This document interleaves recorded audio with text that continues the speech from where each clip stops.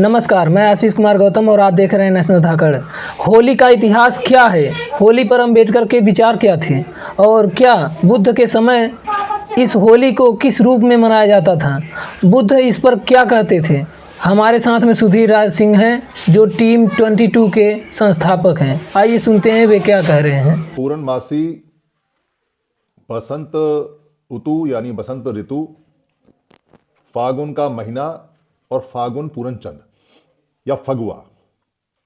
इसको फलगुड़ भी बोलते हैं, फगुन भी बोलते हैं, फागुन भी बोलते हैं, फग्गा भी बोलते हैं, फगुआ भी बोलते हैं। बहुत सारे इसके नाम हैं। पूर्णमासी जितनी भी होती हैं वो कुछ खास होती हैं। होली का जो फेस्टिवल है और जो होली के बारे में पूरे देश में लेटेस्ट जानकारी आजकल है, वो जानकारी हमें मिलती है जब हम किताब पढ़ते हैं दूसरी, तीसरी, चौथी, पांचवी क्लास में, और हमको ये कहा जाता है कि आप एक ऐसे लिखिए होली पे, दिवाली पे, दशहरे पे या गाय पे। पूरे भारत में, खासतौर से नॉर्थ हिंदी की बेल्ट में, ये 4-5 ऐसे यानी निबंध हर बच्चे को रटवाए जाते हैं। साल में 2 बार 3 बार एग्जाम होते हैं और ये गारंटी है होली, दिवाली, दशहरा, रक्षाबंधन और गाय, इन पे कोई ना कोई निबंध आएगा। तो बच्चे इनके अलावा कुछ पढ़ते भी नहीं। उनको निबंध क्या होता है, ऐसे क्या होता है, तर्क वितर्क क्या होता है, वो सब बेकार है। रटा रटाया उनका होता है। हमने खुद देखा है ये, और मैंने खुद किया है। तो जो रटा रटाया हमें सिखाते हैं, बचपन से हमारे दिमाग में डालते हैं, वो बताते हैं कि कोई इस नाम का कोई राजा था, उसकी कोई बहन थी, उसका कोई बेटा था, फिर वो उसको गोद में लेके बैठी, आग पे बैठी, एक जल गया, एक बच गया। कोई टाइम नहीं, कोई टाइम स्केल नहीं, कोई जगह नहीं, कोई डिस्कशन नहीं। उससे पहले कौन था उसका पता नहीं, उसके बाद कौन था उसका पता नहीं, कहाँ की घटना है, कौन सा प्रदेश, कौन सा स्थान, वहाँ कोई स्तूप हो, कोई स्मारक हो, कोई वहाँ बहुत बड़ा कुछ लिखा हुआ हो। मतलब इतना बड़ा फेस्टिवल जिसकी कहानी बताई जाती है, उसका दूर दूर तक एक भी आर्कियोलॉजिकल एविडेंस तक नहीं मिलता, कोई पत्थर भी नहीं मिलता लिखा हुआ। और पूरा देश रट्टा मारता है होली का फेस्टिवल का निबंध का, चौथी, पांचवी, छठी, सातवीं, आठवीं क्लास में। मास्टर भी पढ़ा रहे हैं और बच्चे भी पढ़ा रहे हैं। मास्टर भी नहीं पूछता, बच्चे तो पूछें क्या, उन्हें तो पास हो गया, नंबर हो गया, काम खत्म हो गया। किस तरह से बातें दिमाग में डाली जाती हैं, कहाँ से डाली जाती हैं, क्यों डाली जाती हैं, सोचने का किसी के पास टाइम है नहीं। और जब हमारी सोच बढ़ती है तो हम विरुद्ध हो जाते हैं, उसके विरोध में आ जाते हैं। हमें कुछ बुद्धिजीवी लोग बताते हैं कि ये फेस्टिवल, ये त्यौहार हमारे नहीं है, इनका विरोध करना है। पर क्यों हमारे नहीं है और क्यों विरोध करना है, कोई जवाब नहीं। बहुत ज़्यादा आप पूछोगे तो डॉक्टर अंबेडकर के नाम पे धमका देंगे आपको। डॉक्टर अंबेडकर ने कहा है कि ये चीज़ें हमारी नहीं है, पर कोई तर्क करने को तैयार नहीं कि उन्होंने जो कहा है वो स्पेसिफिक नाम बताए हैं, पर फेस्टिवल के बारे में कुछ नहीं कहा। पर कोई बताने को तैयार नहीं, कोई सुनने को तैयार नहीं।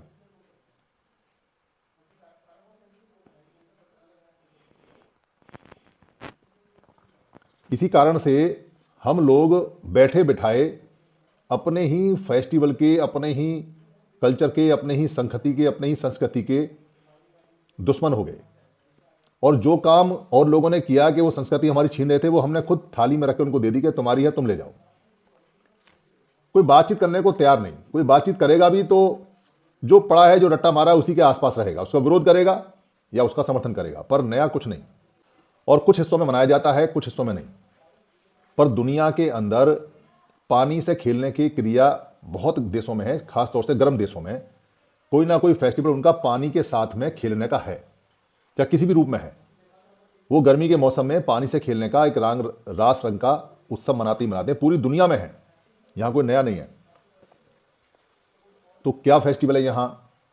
एक फेस्टिवल है, फसल आ रही है, गेहूं की, चने की, जौ की, क्या बोलते हैं उसको, जो तोड़ के लाते हैं कच्ची बाली को, कच्चे फल को, होला, होले, होले और होला उसको बोलते हैं। और उसको बाली को चेक करते हैं अभी पकने में कितना टाइम है, क्योंकि पूर्णमासी है, अब मौसम बदलने वाला है, गर्मी तुरंत आने वाली है और 7-8 दिन के अंदर ये फसल पीली पड़ जाएगी तो देख रहे हैं कि हमारी फसल कैसी है। तो फसल आने का उत्सव है। तो होले को आग में भूनने का उत्सव है। कच्चा नहीं खाया जाता तो उसको आग में भून के खाते हैं। चना खाते हैं, हमने खाए हैं, खूब खाए हैं। गाँव में जो लोग हैं वो खूब होला भूनते हैं। जौ होती है उसके अंदर और एक दूसरे को देने का भी उत्सव है। लोग वो वसंत के अंदर उमंग से भरकर एक दूसरे को मदमस्त करने के लिए खेल खेल रहे हैं। क्रियाकलाप है और युवाओं का है, बुढ़ों का नहीं है, बच्चों का नहीं है। इसका जिक्र आता है जो धम्पद है उसके 26वें और 27वें अप्रमाद वग्ग में। उस अप्रमाद वग्ग में कहानी में यह कहा जाता है कि भिक्षुओं आप अंदर रहना, 7 दिन तक यहां प्रमाद होगा। 7 दिन तक यहां एक दूसरे पर कीचड़, धूल, धूली, धुरंडी, एक दूसरे पर राख, गोबर ये डाले जाएंगे।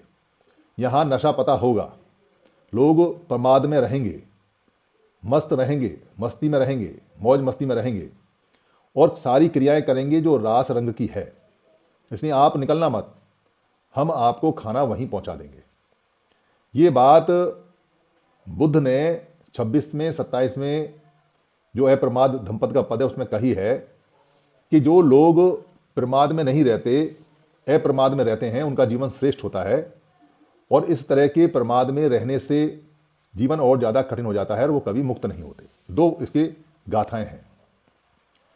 उस कहानी से हमें पता चलता है कि उस समय लोग प्रमाद में, नशे में लिप्त रहते थे और 7 दिन तक ये फेस्टिवल उत्सव चलता था। उत्सव ही लिखा हुआ है वहां पर। इसलिए भारत में जितने भी फेस्टिवल हैं आज के समय वो अधिकार प्राप्ति का साधन बन चुके हैं। इसलिए फेस्टिवल के ऊपर लड़ाई होती है, इसलिए फेस्टिवल पे अधिकार होता है। भारत के लोगों को नहीं पता कि कौन सा फेस्टिवल कितने बजे कहाँ आरंभ होगा, कैसे आरंभ होगा, इसका क्या है। इसको अधिकार रखने वाले लोगों ने इतना ज़्यादा अधिकार में ले लिया है कि वो इसके मिनट और सेकंड तक सेट करते हैं। इतने बजे इतने बज के इतने सेकंड पर ऐसा होगा, इतने बज के इतने। उनसे कोई पूछे कि जब घड़ी नहीं थी तो तुम कौन सा घंटा और कौन सी सेकंड से सेट करते थे, कहाँ से करते थे, तो जवाब नहीं, क्योंकि उनके है ही नहीं। और ये फिर होगा और ये बार बार होगा, क्योंकि हम समण हैं तो हमको अपनी आइडेंटिटी अपने साथ रखनी ही चाहिए। कोई पूछे तो तबाक से कहना चाहिए कि मैं समण हूँ। वो आपकी जाति पूछेगा तो आपको कहना चाहिए मैं समण हूँ। वो आपका धर्म पूछेगा तो कहना चाहिए मेरा धर्म समण है। वो आपका देश पूछेगा तो कहना चाहिए मेरा देश समण है। समण भारत, समण महाभारत, आपको हर शब्द में समण लिखना है। तो आप बहुत तेजी से यूनाइट भी होंगे, इकट्ठे भी होंगे, संघ भी बढ़ेगा, आपका मनोबल भी बढ़ेगा, आपकी हर चीज़ बढ़ेगी। ये जादू वाला शब्द है समण, जादू, मैजिक वाला।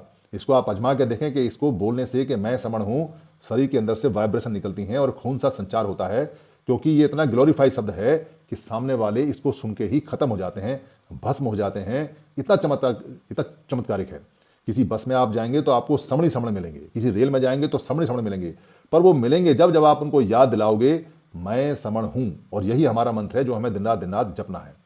मेरी किसी बात में अगर कोई गलती हो या कोई बात अगर किसी को पसंद ना आई हो तो मैं संघ से माफ़ी चाहता हूँ। संघं नमामि। नमस्कार, मैं आशीष गौतम। अगर आपको हमारा ये वीडियो पसंद आया हो तो इसे लाइक और शेयर ज़रूर करें। और हाँ, नेशनल धाकर को सब्सक्राइब करना ना भूलें ताकि आप देश और दुनिया की कोई भी खबर मिस ना करें।